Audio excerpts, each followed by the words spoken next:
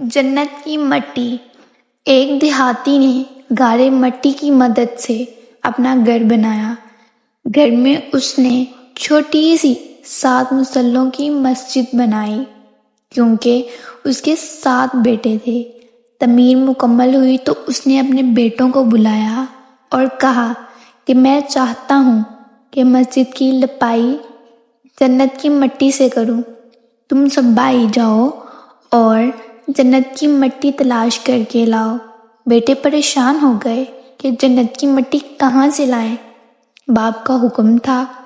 6 بیٹے نکل کھڑے ہوئے جبکہ سب سے چھوٹا اور 7واں بیٹا بیمار تھا تو گھر پر ہی رہا۔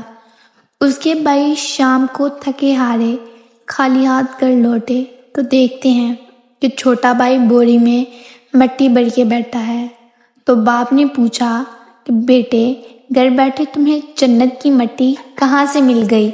بیٹے نے کہا میں سارا دن ماں کے پیچھے پیچھے پھرتا رہا، جہاں جہاں وہ قدم رکھتی تھی وہاں سے مٹی اٹھا اٹھا کر جمع کرتا رہا۔